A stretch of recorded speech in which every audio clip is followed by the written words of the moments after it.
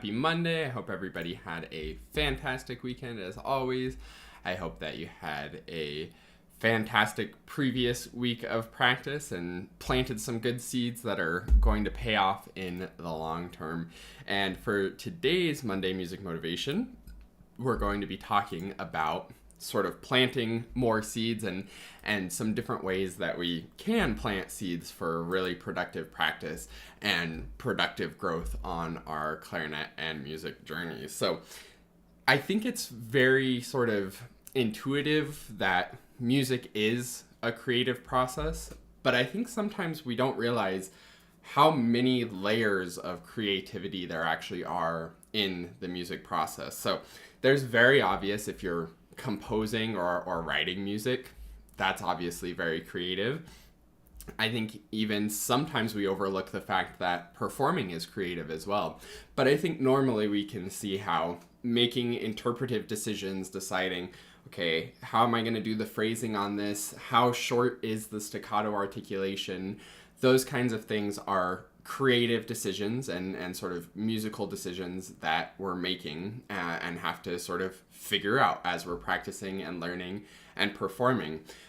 But one of the processes that I think we sometimes really overlook the creativity of is actually in the practice process, and realizing that we can actually be very creative in practice. And this is how you make your practice time sort of fly by, but also help it to really stick long term. And there's kind of an interesting study about our perceptions of time relating to this idea. But first I want to talk about what does it actually mean to be creative in practice.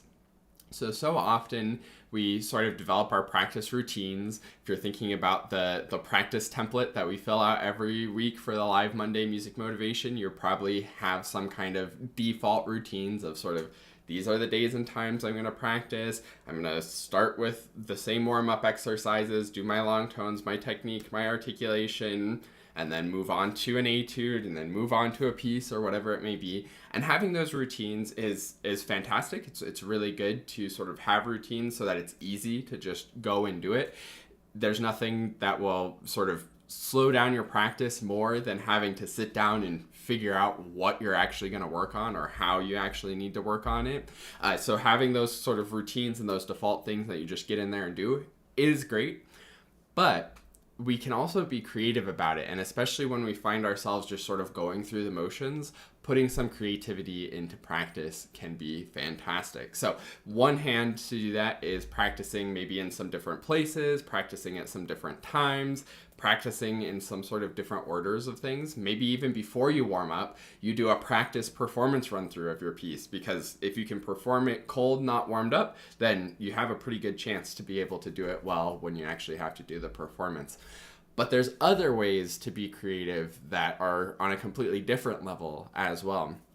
And that has to do with when you're actually practicing the small chunks as well. So say there's a few measures of some fast notes that you're working on and trying to get up to tempo or something like that.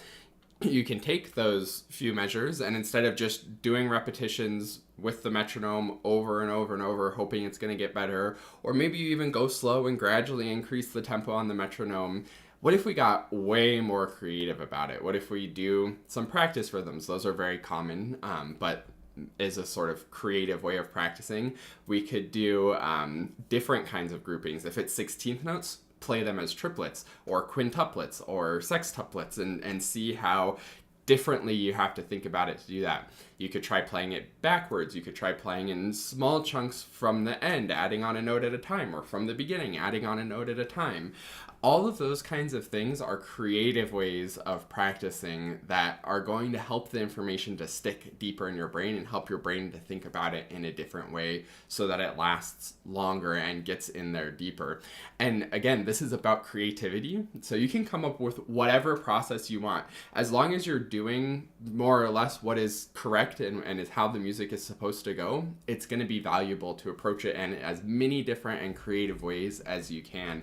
So maybe some other ones are just fingering along with the metronome, or maybe just doing the articulation pattern starting on just the first note, or maybe slurring it all and ignoring the articulation to see what the fingers are doing, and then putting that together with the right articulation after you've kind of separated them individually. There's, again, like an infinite possibility for creativity here, and that's kind of what I'm hoping to encourage you, is to get out of your routine a little bit, get a little bit more creative in the practice room, try some new things, make your brain have to digest the same material in a new way so that it sticks better and lasts longer. And the really interesting study that kind of supports this idea is a study about what they called vacation time. And it's this idea that when we're on vacation, some of the sort of slow, boring parts feel like they're taking forever, like getting through security at the airport. But then the really exciting parts, like seeing the cool scenes or doing the big events that you planned the vacation to do, those seem like they go by really fast in the moment. However, when you're thinking back on it, the security line didn't feel like a big deal, but the big exciting thing did. And what this kind of tells us, and what the study concluded, is that when we're in the moment and we're processing a lot of new, exciting things in the moment, time flies.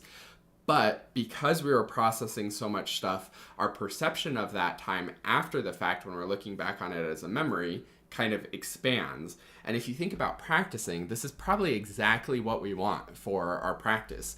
In the practice room, doing the wood shedding, doing the work, we want that to go by as fast as possible. So thinking about as many different things and being really creative and really exploring new ideas there is going to make that go by really fast and feel like it went by fast. But after the fact, we're going to really remember it, and it's really going to stick in our brains because we thought about it in so many different ways that our brain was creating new memories and new ideas and new connections around it. So then it's going to get in there deeper, learn it better, and be able to stick with it longer. So I encourage all of you to put some creativity into your practice routine this week, whether it's just practicing at a different time or maybe mixing things around. Maybe you start with your technique and then do long tones or something crazy like that. Or even better, get really creative about the process on the specific little chunks that you're working on in your music. Will be so super duper valuable. And of course, with that creativity, we can actually plan for that creativity in our template. So here's the template that we fill out every week for the Monday Music Motivation.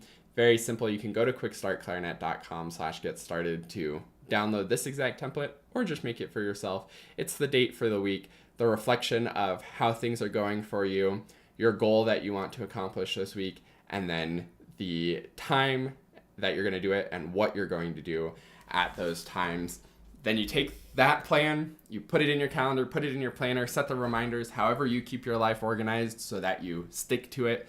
And that's one of mine for this week, is to really actually stick to those times that I have scheduled and planned, and really commit to having a good week of practice and really getting that practice time in there, even though I'm immensely busy, finding that time and carving out even just a little time to get creative in the practice room and get some new information programmed in there will be extremely valuable. So fill out your practice template right now. Brainstorm some ways that you're going to be creative in your practice. Let me know in the comments if you have any other fun, creative ways of practicing. Let me know how adding creativity to your practice goes this week. Hopefully it makes the practice time feel a little bit shorter and more enjoyable, and helps the information stick more long term. So thanks so much for watching today. Have a fantastic week of practicing, and I will see you next week on the next live Monday Music Motivation. Have a great day, everybody. Bye.